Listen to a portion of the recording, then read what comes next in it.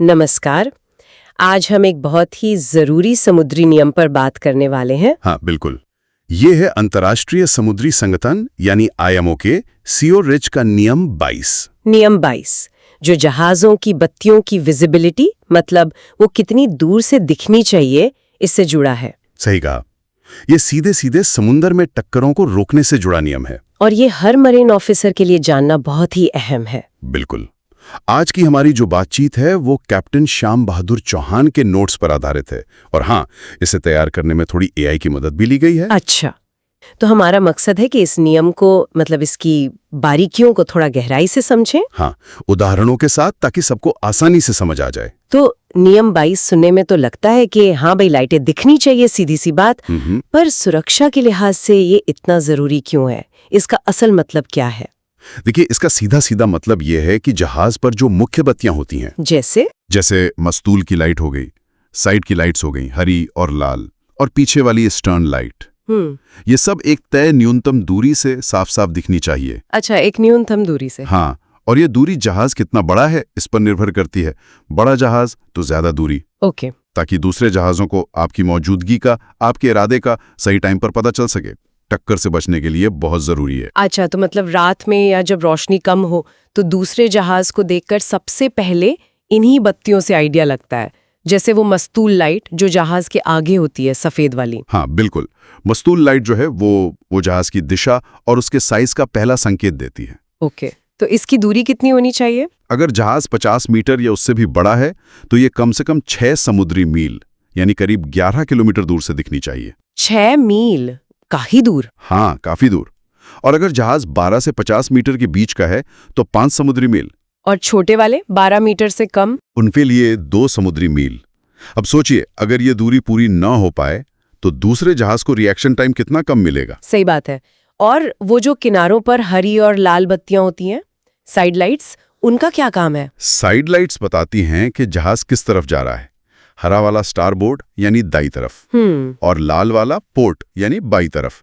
बड़े जहाज मतलब 50 मीटर या उससे ज्यादा, उनके लिए ये 3 समुद्री मील से दिखनी चाहिए। 3 मील? हाँ, 12 से 50 मीटर वालों के लिए 2 मील और 12 मीटर से छोटों के लिए सिर्फ 1 समुद्री मील। अच्छा, तो इससे पता चलता है कि जहाज हमारी तरफ आ रहा है या दूर जा रहा है या रास्ता काट रहा है। एग्जैक्टली।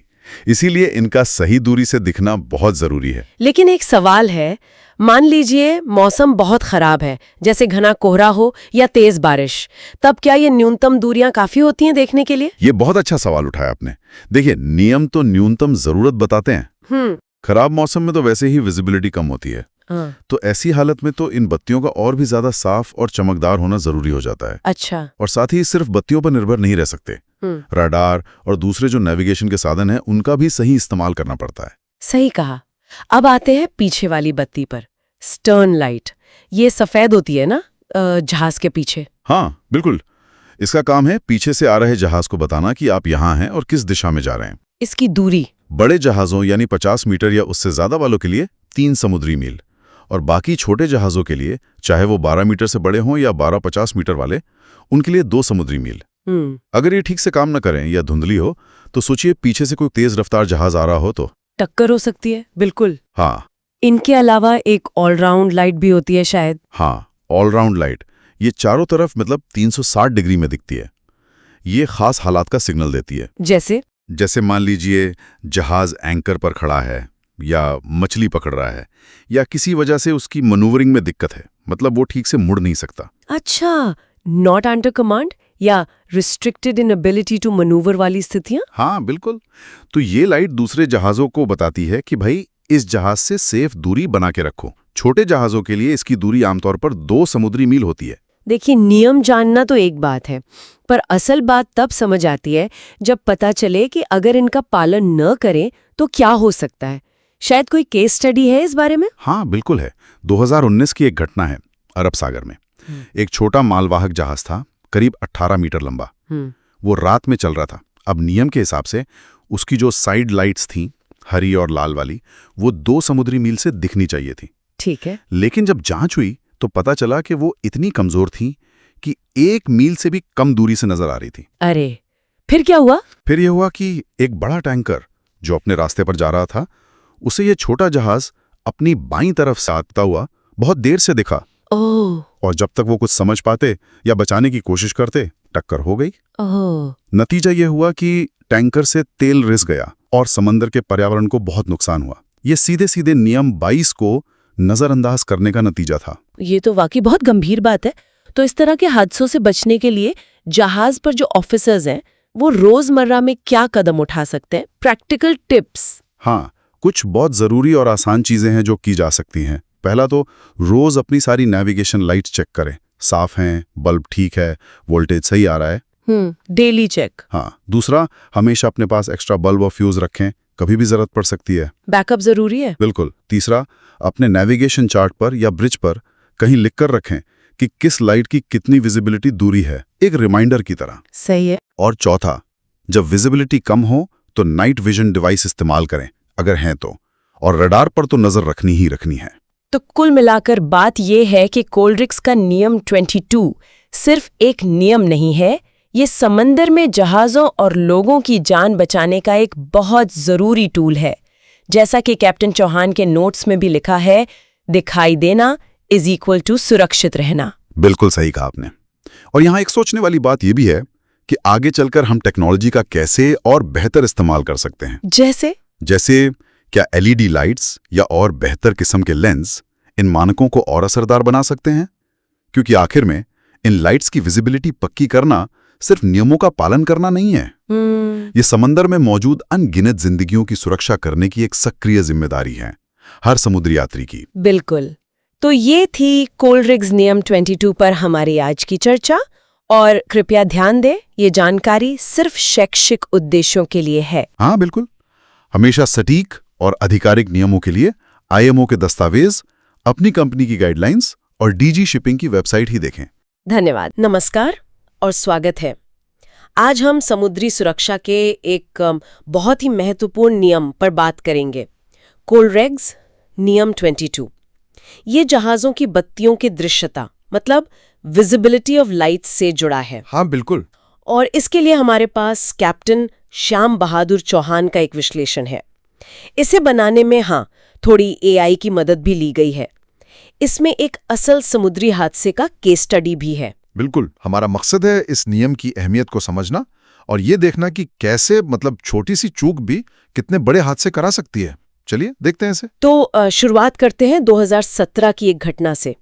अरब सागर में MV ओविट और FV सी ब्रीज की टक्कर। MV ओविट एक बड़ा कंटेनर जहाज था और FV सी ब्रीज वो एक छोटी मछली पकड़ने वाली नाव। हाँ। मौसम भी खराब था और रात का वक्त था। और जांच में जो सबसे कह सकते हैं चौंकाने वाली बात सामने आई वो थी कोलरिक्स रूल 22 का उल्लंघन, सीधा उल्लंघन। अच्छा। हाँ, FV सी ब्रीज की जो लाल बत्ती थी पोर्ट साइड वाली, वो जितनी दूर से दिखनी चाहिए थी उतनी दूर से नहीं दिख रही थी। कितनी दूर से दिखनी चाहिए थी? नियम कहता है कि 12 मीटर से छोटी नाव के लिए कम से कम 1 समुद्री मील, पर वो दिख रही थी सिर्फ आधा समुद्री मील से। आधा समुद्री मील? ये तो बहुत ही कम है, मतलब खतरनाक रूप से कम। बिल्कुल। और वजह भी बड़ी अजीब थी। क्या वजह थी? उस लाल बत्ती के बल्ब में नमी आ गई थी और जो लेंस था उस पर मछली के तेल की परत जम गई थी। तेल की परत? ओहो। हाँ, इसके कारण रोशनी आप मानिए 50% कम हो गई थी। MAIB यानी मरीन एक्सीडेंट इन्वेस्टिगेशन ब्रांच, उनकी रिपोर्ट में ये साफ लिखा था, रखरखाव में लापरवाही। ये तो वाकई गंभीर है। इसका मतलब नियम 22 सिर्फ कोई टेक्निकल चीज नहीं है। नहीं, बिल्कुल नहीं। ये तो समुद्री जीवन की सुरक्षा से जुड़ा है, बुनियादी चीज है। पर कहानी यहीं खत्म नहीं होती। अच्छा, और क्या था? MIB रिपोर्ट ने यह भी कहा कि सिर्फ MV सी ब्रीज की गलती नहीं थी। MV ओविट ने भी, वो नियम 15 है ना, क्रॉसिंग सिचुएशन वाला, हाँ, उसका सही पालन नहीं किया। MV ओविट स्टैंड ऑन वेसल था, उसे अपना रास्ता बनाए रखना था, लेकिन उसने टक्कर टालने के लिए जो जरूरी कदम उठाने चाहिए थे नियम 8 के तहत, वो समय पर नहीं उठाए, जैसे गति कम करना या रास्ता बदलना। ओह, मतलब दोनों तरफ से चूक हुई। हाँ बिल्कुल। और नतीजा तो बहुत दुखद रहा होगा। बहुत दुखद। टक्कर के बाद वो मछली पकड़ने वाली नाव MV सी ब्रीज सिर्फ 10 मिनट में डूब गई। 10 मिनट में? हाँ, और उसमें 6 मछुआरे थे, जिनमें से 2 की जान चली गई और लगभग 200 लीटर डीजल भी समुद्र में फैला, प्रदूषण अलग हुआ। ये सुनकर तो लगता है कि बत्तियों की जांच, उनका रखरखाव, जी। ये कितनी जरूरी चीजें हैं, कोई इसे हल्के में ले ही नहीं सकता। सही बात है। देखिए, नियम सुनने में बड़े सीधे लगते हैं, पर उनका पालन करना यही असल चुनौती है। नियम 22 साफ बताता है कि न्यूनतम दृष्टिता कितनी होनी चाहिए। और इसे जांचने के तरीके भी होंगे। हाँ, बिल्कुल हैं। जिसे पोर्ट में फोटोमीटर टेस्ट कर सकते हैं, या फिर लात में समुद्र में प्रैक्टिकल टेस्ट। और उपाय भी हैं, जिसे छोटी नाव पर वाटरप्रूफ कवर लगा सकते हैं। बड़े जहाज़ों पर आजकल ज्यादा चमकदार LED बल्ब इस्तेमाल होते हैं, वो भी मदद करते हैं। तो इस पूरी घटना से मतलब ऑफिसर्स के लिए, चाहे वो जूनियर हो या सीनियर, क्या सबक मिलता है? देखिए, सबसे पहला सबक तो यही है कि रात की ड्यूटी पर बत्तियों की जांच को रूटीन बनाना होगा। लापरवाही नहीं चलेगी। खासकर खराब मौसम में, है ना, जैसे धुंध हो या बारिश। बिल्कुल, खराब मौसम में तो वैसे भी विजिबिलिटी कम हो जाती है, कभी कभी 40% तक। तब तो और ज्यादा सतर्क रहना होगा। और एक बात, नियम 22 को अकेले नहीं देखना चाहिए। इसे नियम 6 यानी सुरक्षित गति और नियम 7 टक्कर का जोखिम, इनके साथ मिलाकर लागू करना चाहिए। सही कहा। सुरक्षित गति बनाए रखना और टक्कर का खतरा लगातार आंकना भी उतना ही जरूरी है। हाँ, तो ये जो MV ओविट और FV सी ब्रीज की टक्कर है, ये हमें बार बार याद दिलाती है कि जहाज की बत्तियों की दृश्यता ये समुद्री सुरक्षा की, आप कह सकते हैं, नींव है। नियमों का सख्ती से पालन और उपकरणों का सही रखरखाव ये जानें बचाता है और हमारे समुद्री पर्यावरण को भी बचाता है। बिल्कुल। और जाते जाते एक सवाल मन में आता है, आज के समय में जब हमारे पास रडार है, AIS है, इतनी आधुनिक तकनीक है, तब भी एक मामूली बल्ब की खराबी या उसके लेंस पर जमी तेल की परत इतनी बड़ी त्रासदी का कारण बन गई। तो क्या हम तकनीक पर कुछ ज्यादा ही निर्भर होते जा रहे हैं और जो बुनियादी सुरक्षा उपाय हैं उनके प्रति कहीं ना कहीं लापरवाह हो रहे हैं? सोचने वाली बात है ना? हाँ, ये सोचने वाली बात जरूर है। और श्रोताओं से एक निवेदन है कि ये चर्चा सिर्फ अकादमिक और जानकारी के उद्देश्य से है। वास्तविक नियम, कानून और मार्गदर्शन के लिए हमेशा IMO के आधिकारिक दस्तावेज, अपनी कंपनी की गाइडलाइंस और DG शिपिंग के सर्कुलर और दिशा निर्देशों का ही पालन करें।